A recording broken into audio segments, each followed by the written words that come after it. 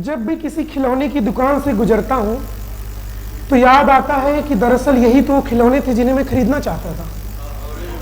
एक दो नहीं, मेले के सारे खिलौने खरीद लेना चाहता था। समय तेजी से बीत गया या मैं ही जल्दी बड़ा हो गया, नहीं पता। पर जब भी किसी बच्चे को रोते देखता हूँ खिलौने के लिए तो लगता है ये अपने हक के लिए कैसे लड़ेगा। दुनिया बेरहम है मेरे बच्चे, तुम्हें ये माँ की गोद से ही सीखना चाहिए था शायद। अब बहुत देर हो चुकी है। फिर एक बच्चा दिखता है जिसे वो सारे खिलौने चाहिए, पर वो शांत है बिल्कुल। एक दो खिलौने हाथ में लिए, बाकी के ख्वाबों में, और निहार रहा है सब कुछ, मेले की एक एक चीज बहुत बारीकी से। उसमें मैं हूबहू खुद को देख पाता हूँ। पर कितनी घोर विडंबना है कि इस संसार में खिलौने मुद्दा है ही नहीं। किसी दिन एक मेले के सारे खिलौने खरीद कर मैं दे दूंगा उन सारे बच्चों को जो खिलौने की पन्नी भी सहेज कर रखते हैं सालों साल। एक कविता में प्रेम पर सुनाना चाहूंगा। मतलब मेरा मानना है कि मैंने जो फील किया है वो ये लिखा है, तुम्हारे मन की आवाज। तुम्हारे मन की आवाज मैं पढ़ लेता हूं शायद। कभी कभी मैं आसमान की तरफ देखता हूं और मुझे बादल छाए नजर आते हैं। दरअसल ये बादल नहीं, मुझे तुम्हारा मन दिखता है इनमें, स्वच्छंद विचरण करता हुआ। तुम्हारे सारे ख्याल उभर आते हैं इसमें चित्र बन के।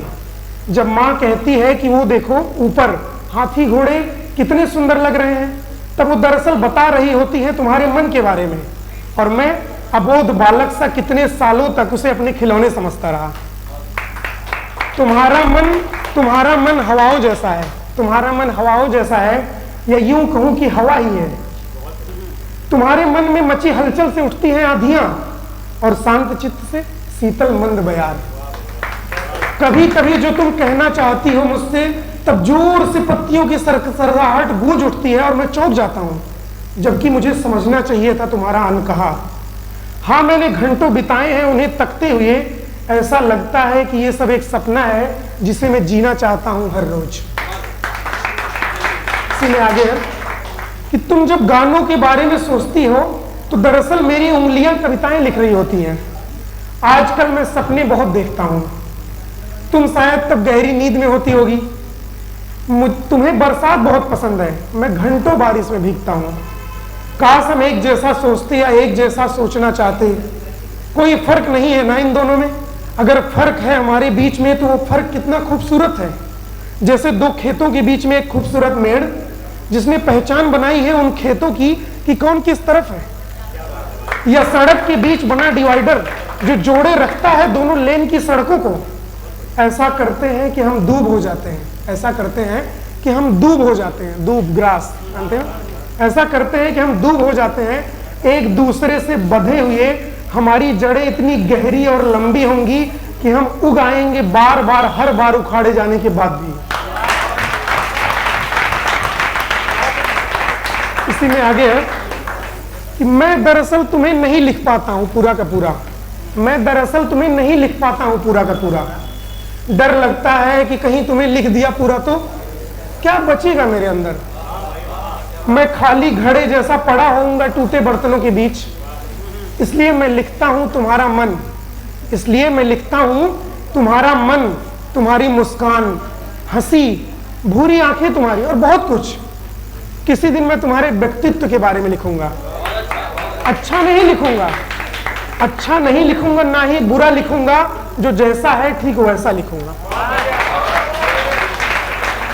मेरी एक और कविता है, इंतजार। देखिए, मैं आप सभी को बताना चाह रहा हूं कि अगर आप इंतजार नहीं कर सकते तो प्रेम मत करिएगा कभी। तो इंतजार करिए, सब मिलेगा। तो इंतजार पे मैंने लिखा है कि मुझे हमेशा से अच्छा लगता था। मुझे हमेशा से अच्छा लगता था तो मैंने किया हर चीज का इंतजार। सबसे लंबे इंतजार सबसे ज्यादा खूबसूरत थे। सावन का इंतजार कर रहा हूं आजकल। हर रोज देखता हूं आसमान, बादल छट रहे होते हैं और आसमां नीला रंग ओढ़े अपनी सफेद चुन्नी की तलाश में तपा जा रहा है। एक पक्षी उस ओर उड़ा जा रहा है जहां बादलों ने बसेरा बनाया है। शायद वो पक्षी मैं ही हूं।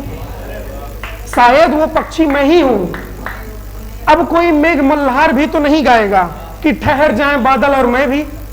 अब कोई मेघ मल्हार भी तो नहीं गाएगा कि ठहर जाएं बादल और मैं भी।